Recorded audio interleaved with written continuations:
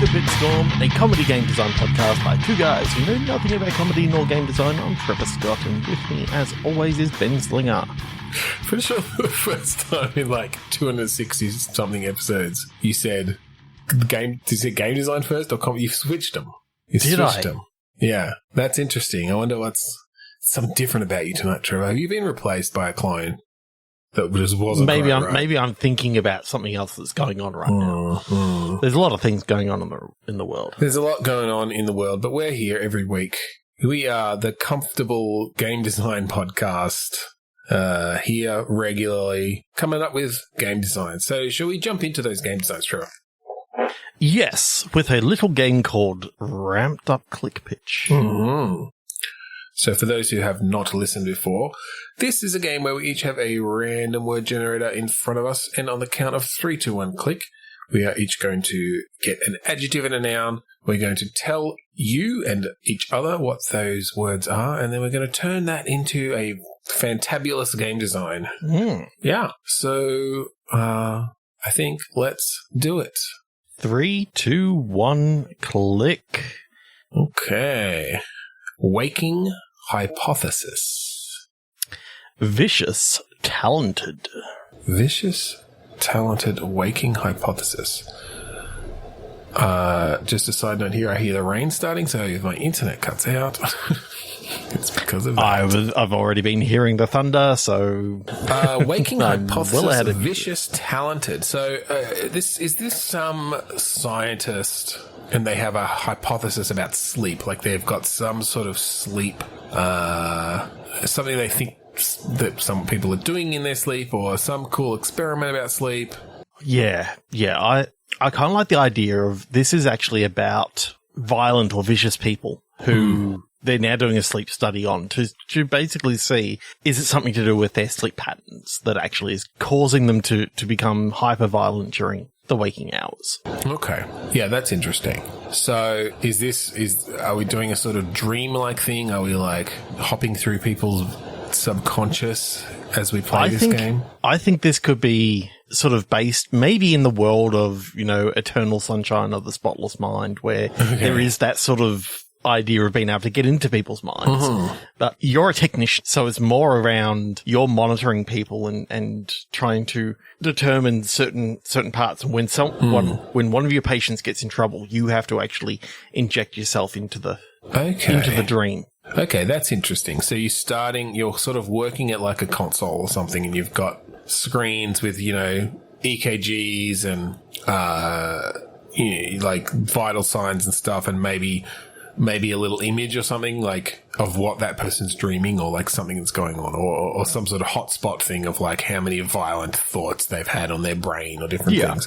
And you have alarms that go off, and that means you have to like plug in. I'm almost picturing an old school. Maybe drop the voltage a little bit, Well, I'm almost picturing an old school, what's the phone connection board with the big chunky plugs that you're like plugging in. Yeah. And so, you plug in like that to that particular patient, and then, you pull down your headset or whatever, and you're in their brain.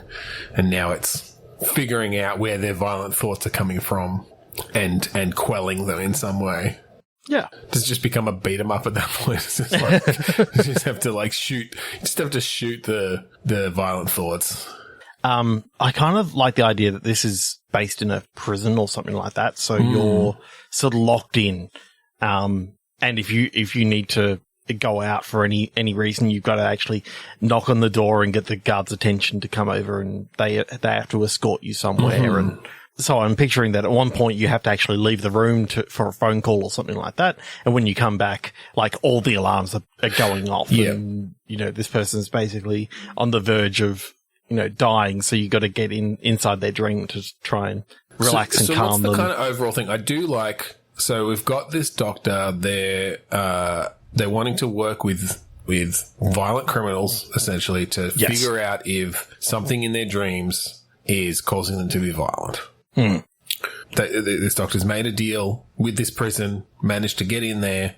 There's 10 prisoners who have been forcefully volunteered that this is where they sleep. They hook themselves up to your machines and you monitor them and jump in and try to figure this out. So, but yes, there is danger to it. If you don't get to them in time because of, I don't know, the drugs you give them as they go to sleep or the way that they're hooked up, like it'll create a violent, a subconscious cascade that will liquefy their brain or whatever if you don't actually get in there and get rid of the violent thoughts or whatever's causing the violent thoughts. So then in the dreams, is this more of a narrative thing? Like, are we kind of almost, or in like again, as we go to a lot, are like Papers, Please, where you've just got, you know, some of them are just rote, some of them are just like, whether they're procedurally generated or just very straightforward. It's like, oh, this is like daddy issues, so we, you know,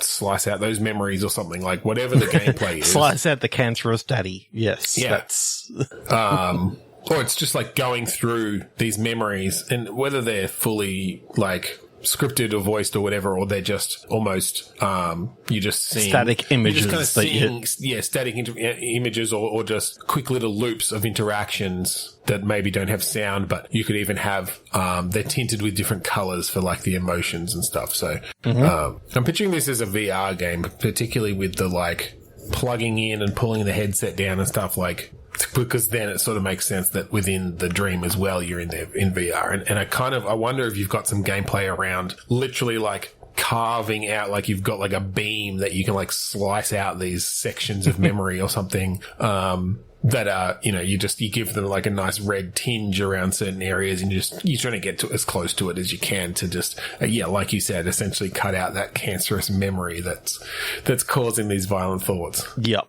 And then I can sort of see that if you cut out the wrong thoughts, that you could actually change their psyche for to be worse. Like, well, and I think again, you cut out a core memory that, you know.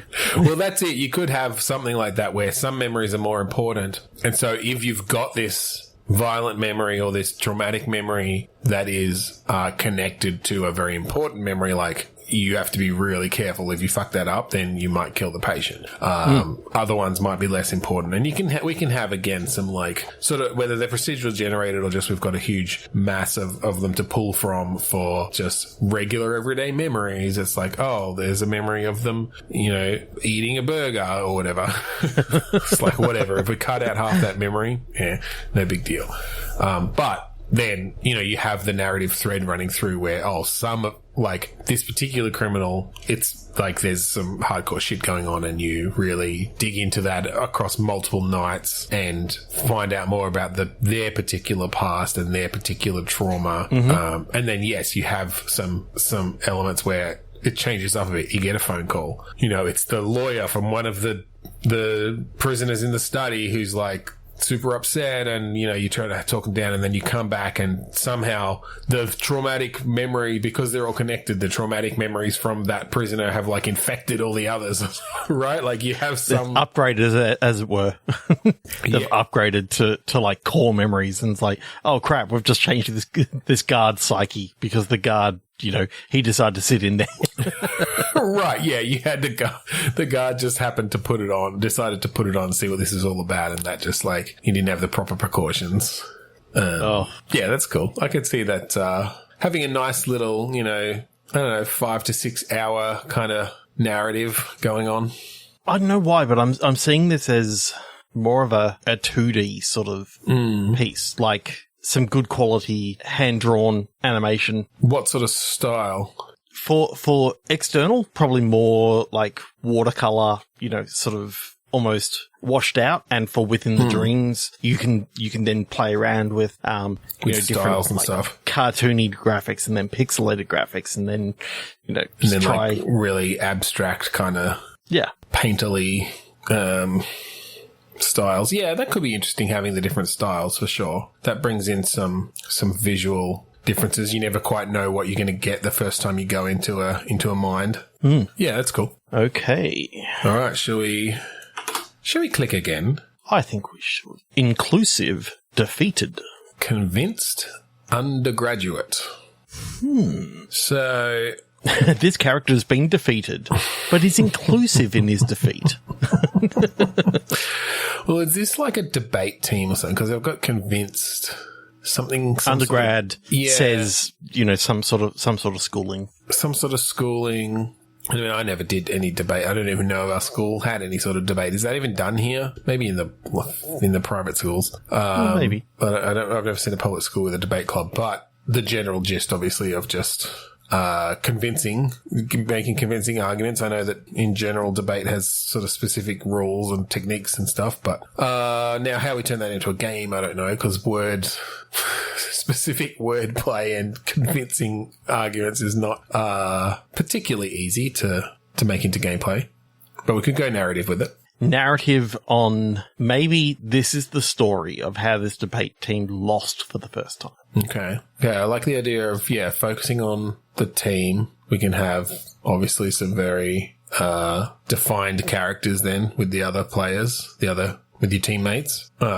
Maybe we don't even have a main protagonist. It's just the team as a whole. Yeah. The reason why they wanted to lose, and I think it comes down to that they believe so wholeheartedly in the opposite of what they were asked to debate in that they sabotaged themselves because they just couldn't bring themselves to argue the opposite side. Well, not necessarily they couldn't bring themselves, but every argument they went with, was like the worst argument they could possibly go with. Is that because the topic was specifically hard to argue though, or was it their own kind of biases? I think there's one or two people who convinced everyone else that they have to go down this path. Right. It's better off. We have to argue for it so that we can argue against it more effectively. But then there are no against arguments. We don't have to say exactly what this is, but I know I see it as something that really shouldn't be in a high school debate or something like that. Well, yeah. Look, focusing less on what the actual topic is, although it may be worth deciding what it is if it's key to the story. But I kind of like this as a high school drama. Essentially, and maybe you follow each of these, I guess, like 4 or 5, I don't know how many is usually on a debate team, teenagers through parts of their life, right? And sort of maybe intersperse that with the debates that they're doing. And, there's then the opportunity for some clever writing to have the debate topics sort of relate to their lives, relate to their experiences as you play through it. And to the point of, they are, whether it's like, they're an LGBT student, so, but they're having to somehow argue something that is not, but like that is hurtful to the LGBT community or something. I don't know what sort of things they put into debate. Probably stay away from that sort of thing, but maybe this school's just trying to be cutting edge and edgy on their debate topics. But then understanding that having to argue, for a particular thing is tearing them up inside, but they're still doing it because they do it for the team. And then maybe culminating on a topic that like all of them can't bring themselves or like, can't argue that side of it. And it comes to a head with a big, I don't know, they walk out or something, or they just refuse to, they just argue the opposite side or whatever, like making it look like they're arguing against it and then coming around and saying, and this is why we should be for it or whatever. And in my mind, Mr. Franklin, for setting these debate topics. In my mind, I saw it as there's like in the 2 debate teams, you've got each one debating for the side that they don't want to debate for. Right. So it's actually like, Democrats versus Republicans, and the Republicans have to say, the Republican leading people have to say why. That's probably a good technique to have high school students learn some critical thinking, and take other perspectives into account. But, that's interesting. Like, and then I'm sort of seeing it as, I don't know, almost a Life is Strange kind of deal. That sort of third person, adventure-y, dialogue-driven kind of game. That's cool. All right, let's keep going. Let's see if we can get a spicy one, because I feel like these have been a little subdued up until this point. Accompanying lake. Hooked menu. Because I was already going in somewhere in this direction with some sort of ship or pirate-based restaurant with Hooked, right? But with Lake, I mean, usually you wouldn't have a pirate on a lake, but that could be part of the charm. It's an inlet. And then accompanying works for food because you've got your sides and stuff. That you accompany it with beer. Is this a VR cooking lake to table sim? Lake to table, exactly. I really like the idea of physically you've got your hook on your hand, but you cast it out into the lake and it's got a line on it. Okay. And that's how you and then you can hit the button to reel it in. You can get some fish there. Maybe you can have other attachments on, you can switch out your attachments on your missing hand, for the different prep things you have to do. So it's a bit of, cooking, mama cook serve delicious sort of thing of use the right tool, all right, chop it up, but it's in VR, so you've got the physicality of it all. And I think the good thing is because we are talking about a menu and talking about a restaurant that accompanies this fishing game. Yes, we can then get rid of all the comparisons that people are going to make to disturbed bass fishing. It's very different game. There's no tie into any bands at all, actually. No. Unless we can think of some pirate themed bands that would really jump on this. Maybe we can sell it to them. No. I mean, I like that mix of fishing game and cooking game. You essentially turn around, you've got the lake behind you, you can catch new stuff, and then turn back around to actually serve people. It's lake straight onto grill, and then you fillet them while they're cooking.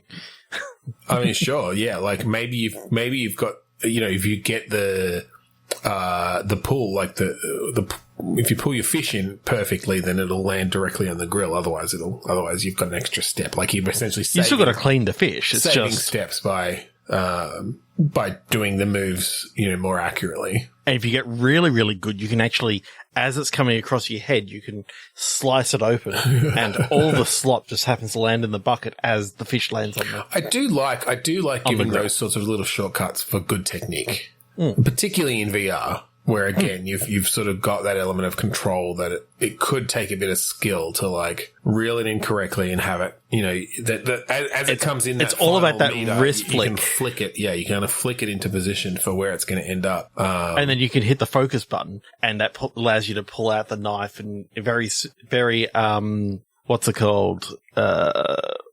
Super hot. As you move, it's like I do like the idea of using the super hot mechanic of things only moving when you move, but sparingly, only in those moments. Essentially, bringing it in as your focus. So it's not just slow mo; it's literally, it's and literally it starts coming. Your movement doing it. Well, and because then that gives you the opportunity to view your full speed playback, which I always enjoy. Super fish. So on the restaurant side then, I like the idea of, you look out there, you've got your tables, you see people coming in, sitting down, maybe you've even got some waiters going around, rather than them just walking up to the counter, which I feel like is a bit boring. And so many of the other games do, where you've got time limits on cooking. And you get the orders that come up, like the waiter brings over the slip. And you've got the slip that you're working from. You've got your different, seasonings and ways to cook it. But of course, if you're going from lake to grill and then from grill to table, you can only put out the fish that you catch. So if someone orders the golden bass, and you don't happen to get one, or it falls off the hook and it's like, oh damn, well, I wonder it's going to be another 20 minutes. I wonder if you do it that you have. So for one, you could do it. You've got certain baits that will catch you certain fish, so based on the order, or certain areas that you fish in or something, you're more likely to get one. Like if you cast over to the calmer side of the lake or something, that's where you're going to get your smaller trout. I don't know fish. Can you overfish? That's my question. Well, I guess the other thing is, can you fish without an order? Can you just fish and just stock up for a bit and then focus on the restaurant side of things to serve them? But you got to do a different wrist flick. Otherwise, you don't want it landing on the grill. You got to land it in the bucket. Yeah. And that's a different wrist flick. Yeah. That makes sense. And then I think you definitely have a special event where a kraken comes out of the lake and grabs your boat, and you're chopping off tentacles, throwing them on the grill, and you have a special on calamari that day. I like those sort of special events, at least. You know. Oh, talking about special events, I think there's theme nights for the restaurant. Mm-hmm. Like, obviously, pirate theme is a big one. I mean, I think that's the default. Yeah. Everyone knows the Pirates Love Disco. Yes. Very well known, in fact. The Pirate Disco is actually like, that's the big night of the week. And then for your casting, do you have to do like, da, da, da, da, staying alive, or whatever, Saturday Night Fever, or I don't know. Yeah, that's letting all the reel out, and then you cast. For those at home, I was doing the like disco, down to your waist, up to the air sort of move, but casting a line. It's less funny when I explain it. But yes, yeah. one day we'll do this as a video, and one day we'll put out video, and well, then even then, if you're listening in your podcast app, you'll be lost. But anyway, maybe we'll go all to video, and if you miss it in the live feed, then you just have to catch it in video form. Yes, when we get syndicated onto in syndication, yeah. But we have to do it live and again because we don't actually record this shit. We just redo the episode. We redo the episode from memory. Same words. I mean, we already do second chance click pitch. Yeah, to redo stuff. So we just come up with new stuff every time. That's the benefit of improvised game design. All right, are we done with that one? I like that one. I like that one too. It was good. But let's move on. Imaginative mist. Fourth blood. Why are we getting blood from the fourth one?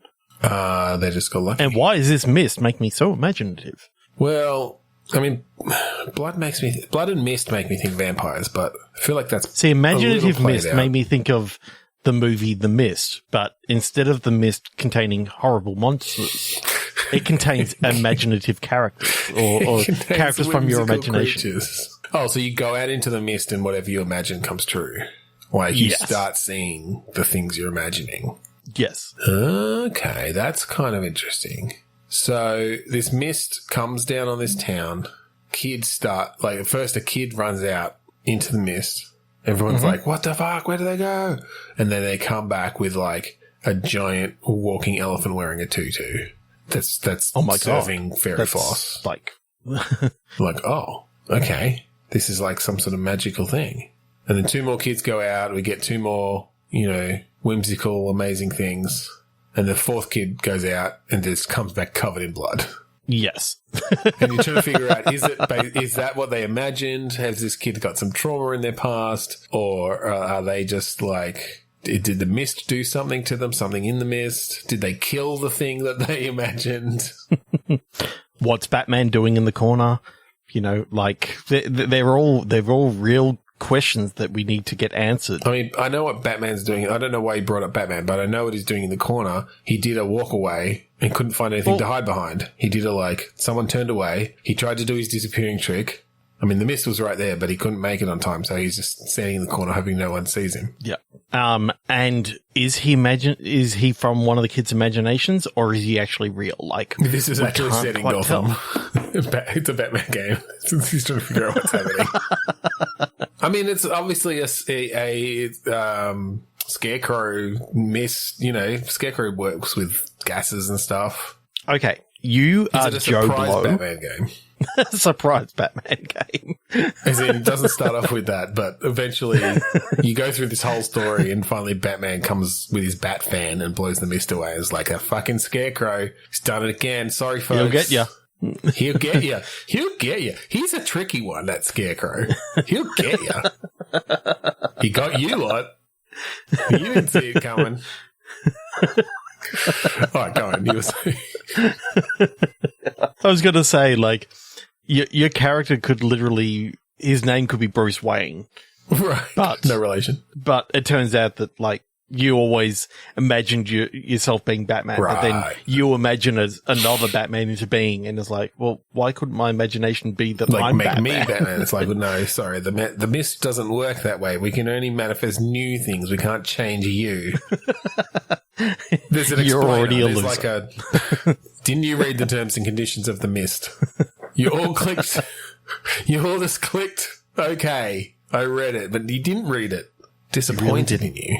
This is Batman saying this. Yes. The third imaginative Batman, it's actually like throughout the game you get like a 60s Batman, then you get like a Michael, you get the Batgirl, Keaton, you get the future Batman, whatever. There's definitely future Batman. Yeah, there's future Batman. There's like medieval knight Batman, isn't there? I don't know. Yeah. I feel like Batman. Like DC doesn't have quite as interesting a multiverse as Marvel. No, not quite. They really just have their main set of heroes, and they keep on going back to the well and doing 13,000 Batmans, and every single one of them dark. Yeah, and Aquaman lives in that well now because he keeps hoping they'll pull him out of the well, and no one does. No. It is dark in that well, though. You're right. Okay, 3, 2, 1, click. Nope, I'm not doing religious coloured. Suitable bundle. Delicate click. What delicate click? CLIQUE. Oh, a delicate click. Delicate click. Is this, this might hew too close to some we've done before, but I'm just thinking delicate. I'm thinking bundle. I'm thinking babies, right? They come in bundles. They can come bundled up. They are pretty delicate, but these, like, it's the new baby coming into the nursery. And and trying to figure out the clicks in, who they should join. Yes. Which one is suitable. But there is like one day, these are all freshly born babies who know nothing of the world. Yeah. So I'm not sure what they've gathered on. Like, I'm not sure what they've formed these cliques around. Object permanence. One baby says that they have object permanence, like they can remember. The cliques just keep changing because they don't have object permanence, and so it's just like, oh, you're my friend. No, I think we. I mean, we can bring the object permanence into it, sure. Like the different game that really plays with object permanence in that, like, every time something goes off screen, it doesn't exist anymore. Like, literally, it doesn't exist. You'd have to do it, but you'd have to do it in a way that, like, the player couldn't know whether, like, do you know what I mean? Because like, how would you make a game? This is the other game. How would you make a game that made the player experience the lack of object permanence? What you do is you start off the game and it's like you walk into a room and there's a pile of money. Yeah. And you turn away and you come back and the money's gone. So is it just that literally things, it's just object permanence is not, it's not just that things that you don't remember things as they're gone, right? Because if you look back at it, you're seeing it fresh for the first time, essentially. Mm-hmm. So do we just have to, like, procedurally generate everything? So, like, you see a person and you look away, you come back, and we've changed them slightly. Well, I think that this is where you obviously know about objects and you remember the objects as the player and all that sort of stuff. And I think your character remembers the objects, but when they leave a room and they come back and the room is totally different to how they left it, like they're confused. And they start realizing that if anything ever leaves their sight, it is gone forever and is replaced by something else. I do, and I think it's shifting a little bit away from what true object permanence is, but that's fine because it's a game. It's like I do like the idea of some sort of mechanic where you have to decide what to focus on because you know that anything that leaves your field of vision is gone or will change or whatever. Like, the only way you can guarantee that something is static, is permanent, is like immutable, is by looking at it and continuing to look at it. And it might move. It might get behind something. It might, run into something else. It might be moving alongside something else that you want to disappear, but you don't want that thing to disappear, so really essentially having your aim and your vision be the gameplay mechanic for keeping certain things in existence. Yes. And that's why this is a perfect first-person shooter, because if you ever drop your gun out of your vision, it no longer exists. That's why in all those very closely old when you video throw games, a grenade. Because if you wanted to do if anything, it leaves the vision, yeah, if you wanted to, don't even throw it too high. You turn it round and the pin disappears from your vision, and you turn it back and there's no pin there anymore. It's like, oh shit. Well, you would have to be careful in determining what exactly is an object in that way. Yes, because people are objects. You could do some really good sleight of hand if you're holding something in your hand and you just turn your hand around so you can't see it anymore and it's gone. Like, it's a good way of getting rid of things. So would you do a game like this that you're trying to do it from the perspective of a baby and come up with something like this? Or would you just like literally apply this weird object permanence thing to a completely different situation, like a military shooter or whatever, just to fuck with things? I kind of like the idea that you've actually gone through some sort of medical procedure. Okay. Or top secret experiment. And what's actually happening is you're traversing dimensions. Okay. So as you keep an eye on something, but it's based on your focus that locks you into the dimension where that thing stays the same, or like it locks you into the dimension that thing exists in. Yeah. Yeah, it's a very. But the second you look away, it's and I mean a macro level of the like Heisenberg uncertainty, right? Like or like Schrödinger's cat. Yeah. Of observing something being the only way. Oh, look at us getting constant. very cerebral. I mean, it's kind of the pop science version of it, I think, because really it only applies obviously down at the quantum level. But yes, that it could be an interesting way to traverse places as well. Like, you know, if something's pulling you along, that you can continue in that direction as long as you're looking at it, but you look away and you like lose all your momentum and slow down, and now you're.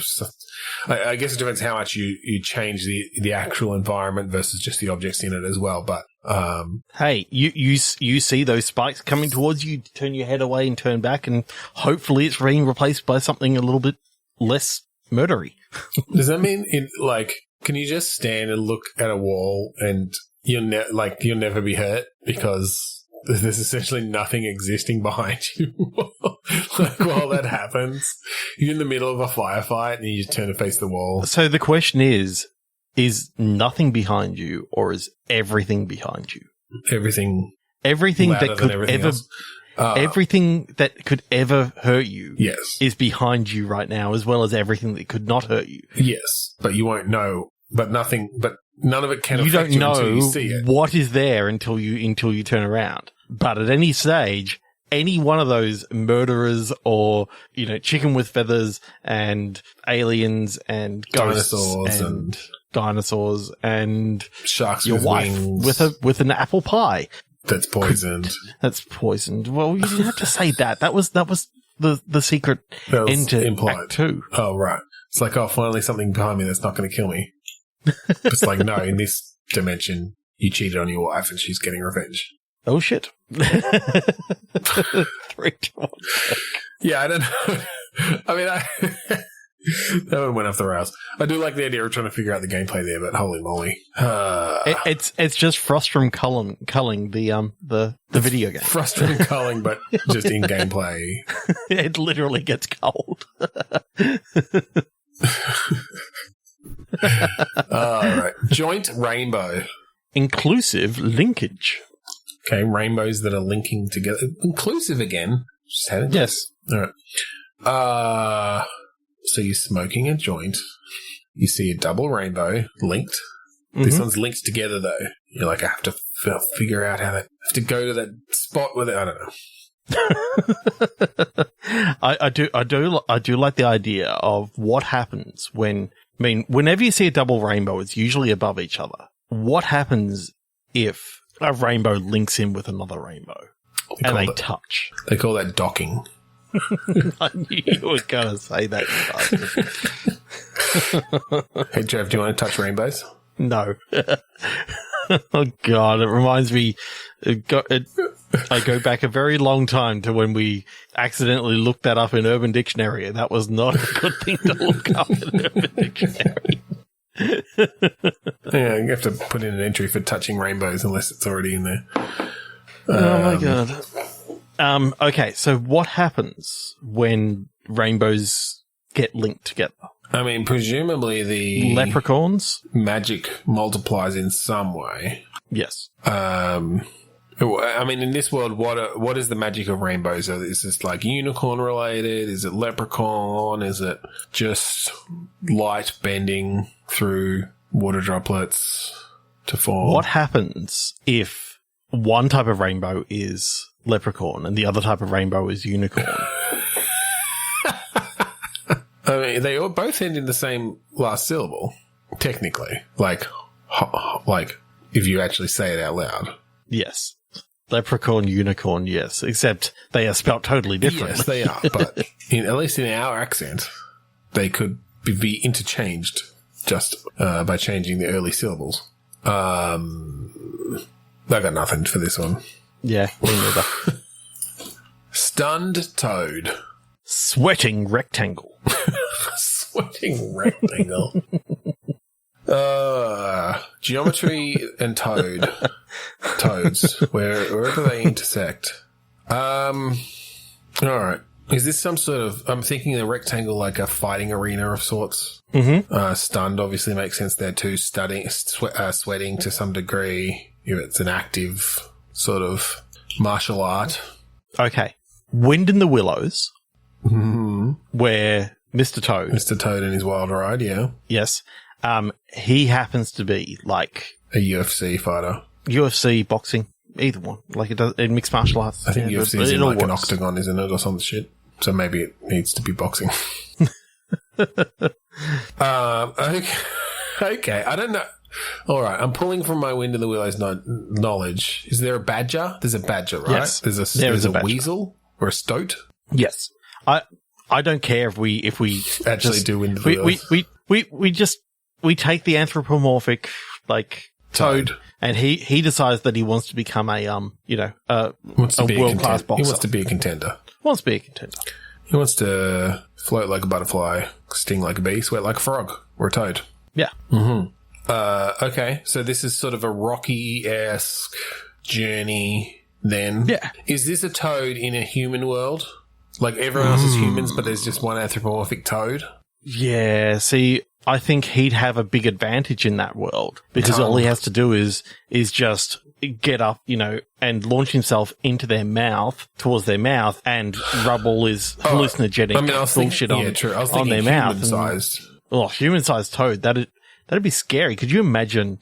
Like he crouches down and launches up into this guy, and because frogs and toads' legs are so damn powerful. Mm-hmm. Like you think about how high they can jump, just like and just launch out a crouching fist, like toad, hidden weasel. Literally, when he uppercutted and took that guy's head off, Now he was done. Well, now I'm just thinking Battletoads with the big fist. Okay, do we make this a very traditional 3D boxing game? Except you play a fucking toad, and you've got this these moves where you launch yourself at them. I don't know. Is that maybe it can't be boxing because I feel like that wouldn't be legal in boxing. It feels like it needs to be like pro wrestling or something. Dodge, launch yourself up and uppercut. I know. I reckon there's no reason why you couldn't jump and uppercut at the moment.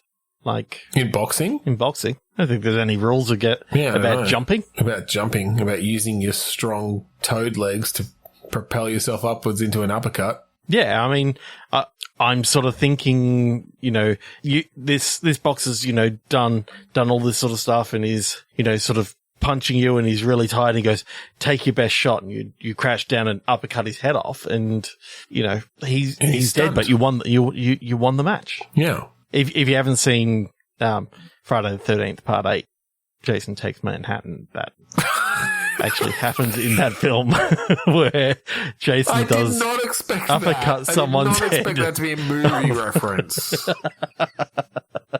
especially to the 8th movie in a fucking horror franchise. And especially to do with uppercutting someone's head off in a boxing match. That it technically wasn't a boxing match. It was just a fight on the top of a building, and he gets his head knocked off, and it falls into a garbage can. Yeah, I mean that's what you'd be aiming for. It's a great part of the movie. Yeah. 3, 2, 1, click. Yeah, I better get some good words, please. This is All right, here we go. Outraged tower. Drunk STEMM. Okay, I'm seeing tower, and I'm just wondering whether it's mystical, as in your tarot. Well, is this so? STEM stands for science, technology, engineering, and mathematics. Yeah, maybe this is STEM with an extra M. Okay, magic science, is the technology, engineering, mathematics, and magic. Yes, mathematics. Yeah. And so this is essentially a technology firm, this tower, dabbling in the magics, in the occult. In the second M. Yeah. The what? The second M. The mathematics. Sorry, yes, in the second M. Yes. Mathematics and mathemagics. Yeah. And someone is drunk at the, after work drinks. And that's just the CEO for you. Something free. Just the CEO. He's always drunk. Yeah, I mean, he's seen some things. Yes. They did accidentally open that portal to the demon plane that time. Yes. He was outraged. He was outraged when that happened. Yeah. Because they opened it in his office. Yeah, it was just one word wrong in the incantation. But, this is why we have change management. These things need to be documented and executed properly. Executed correctly. I do like the idea of a very traditional, software company, sort of technology company with all their processes and stuff. Dealing it's boring. For most people, this job sucks, but they're working with magical forces every day. Yeah. And harnessing them through process. And what intrigues me is the fact that mathemagics, that they worked out at some stage that mathematics, if you changed it just slightly, it could actually tap into the magical forces. Yeah. Just all they need to do is change the T to a G. That was it. Yeah. In fact, you're right. It is just a T to the G. It's just a typo. And it just worked. Yeah. Okay, so what if we go, instead of, using tau, we use whatever M is in the Greek alphabet? And I don't know.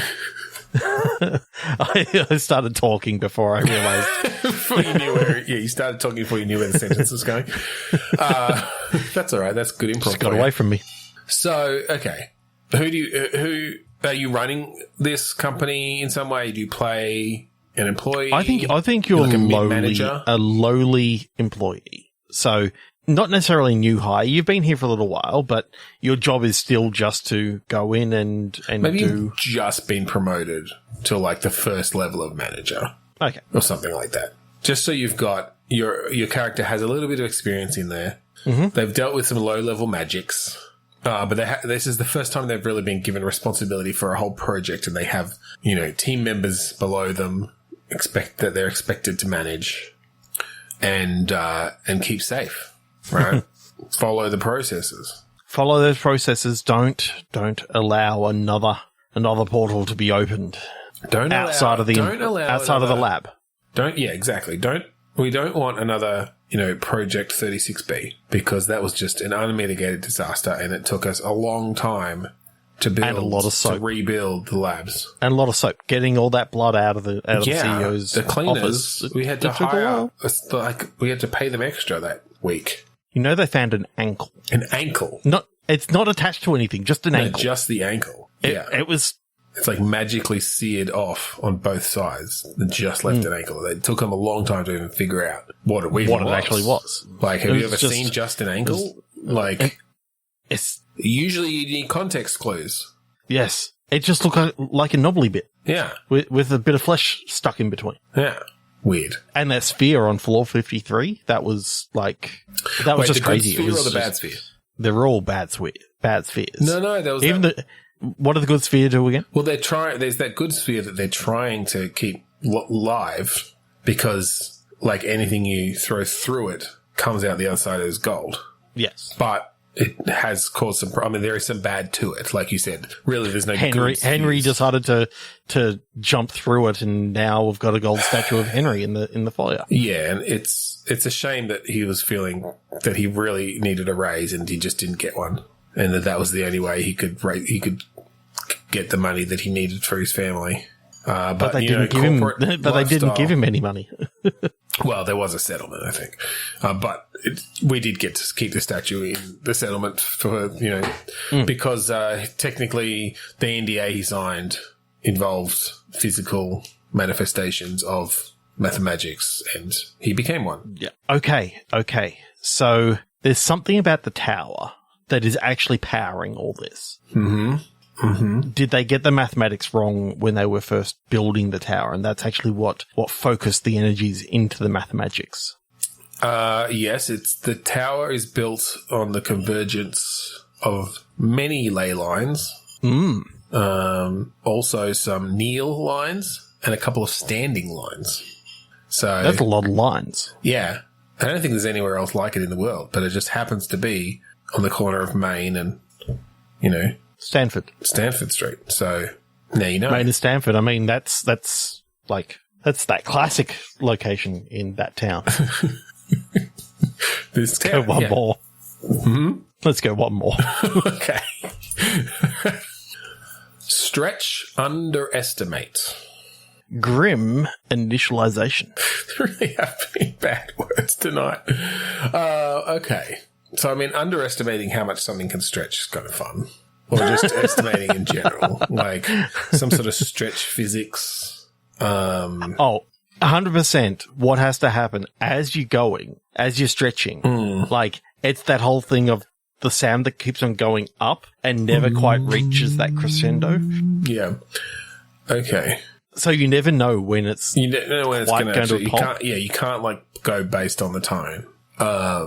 And then a grim initialization. So is this like your entrance, your initial hazing thing, or your initialization into some sort of society? The Society of Stretch Armstrongs. Yeah, the Stretch Institute. The Stretch Institute.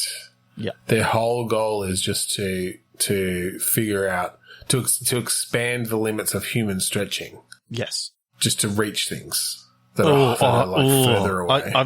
I've just got this grim vision of, description. Grim vision of you walk into this room and these people, they go, okay, get ready to stretch and limber up. And they start stretching up and their arms just keep going and going and going and hit the ceiling.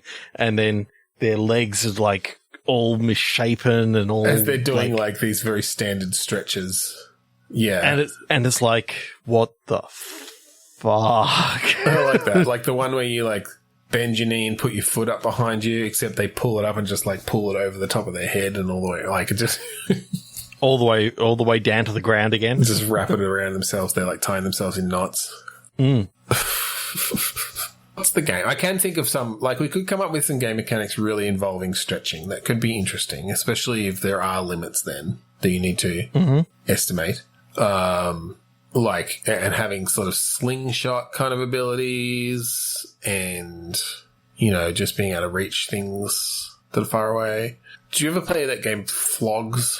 No. You play a two-headed dog. It's a two-player thing. Mm-hmm. And they can just extend to a certain degree. It's this weird physics-based thing. They just become this long sausage. They've got a dog head at each end.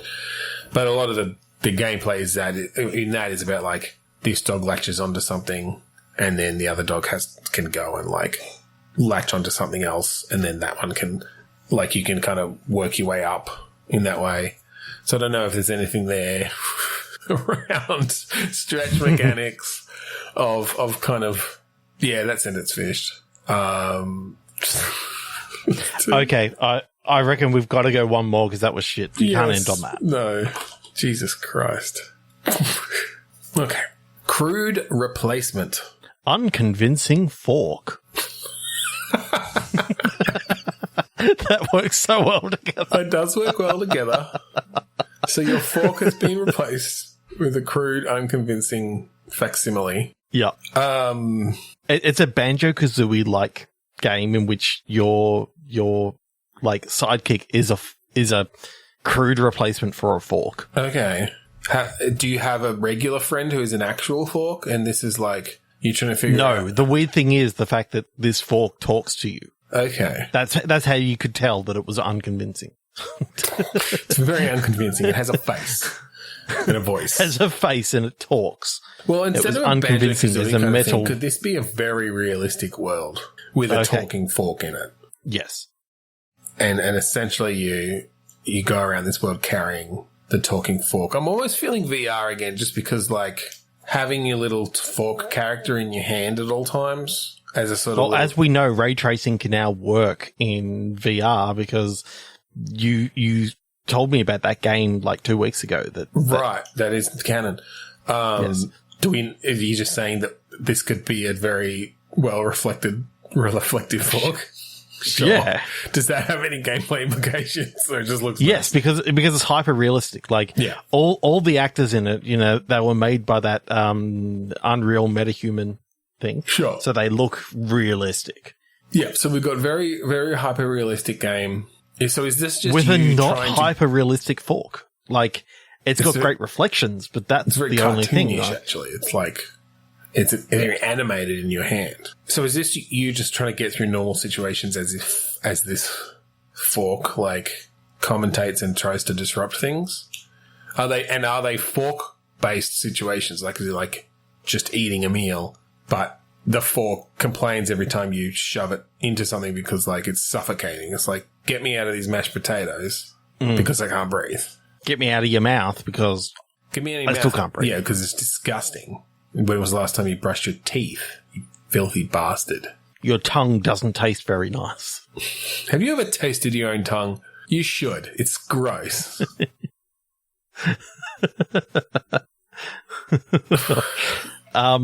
This unconvincing fork is from outer space. I mean, where else would a talking fork come from? Sure. So you're trying to like get it home. The sewer.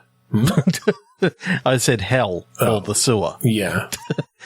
But I mean, was it in this case, they came from ooze that they created the turtles. Yep. Yeah. Also mutated this fork. Yes. No, I like the idea of it being some sort of alien being, and maybe you're trying to get it home inconspicuously in some way. So it just needs to get on the next spaceship out of here. Or the next rocket out of here. Mm-hmm. Yeah, anything. As long as it can get outside of the Earth's atmosphere. It's kind of like a reverse Superman situation. The Earth's sun, the radiation from the yellow sun is gradually turning it into a normal fork. Into a fork. Yeah. Yeah. It's actually nothing, or not much like a fork. It is vaguely fork-shaped organism when it's outside of the Earth's radiation, but it's been here for a few weeks. It's got tines. It's got the tines. Yeah, but they're sort of actually its hair. It's just, it does have like 4 spikes of hair. I do like the idea of eventually the reveal. I mean, I don't think you're going to space with it, so maybe you just get a FaceTime. And there's this because you gave it an Apple product. There's this vaguely fork-looking alien going, "Hey, man, thanks. I got out of there. I did have to kill 3 astronauts. Sorry." My bad. I left most of them on the ISS though, so you should be okay. I did accidentally conjure a sphere, and one of them is gold. Yes. You might want to. Trust me. You might want to go and visit the corner of Maine and Stanford, and just let them know that there is a rogue sphere in orbit. They should deal with that. Cool. Well. That's the end of tonight's episode. I'm not sure you can even call it an episode, honestly. Whatever tonight was. Because we got some weird fucking words and made some weird fucking games. Anyway, if you'd like to listen to some of our other episodes, then go to podchaser.com/pitstorm. Check them out. Leave us a review. Even if it's a bad one, honestly, just tell us what you thought. If you thought that an episode was horse shit, just comment that. We'd like to hear it. Also, if you like the song that we play at the start and end of each episode, which if ever we go live, we are going to have to play, I've just realized. Mm-hmm. That'll be something to add into the stream deck. Okay. If you like the song that we start and finish with every single week, that is Amount Defiance of the album Containment Failure by the band Kuradust. That's right. Thank you again for joining us. This week on Bitstorm, I'm Ben Slinger. I'm Trevor Scott. And you want to see how far I can stretch, Trevor? No. Put it away. Put it away. Touch no. my rainbow. No.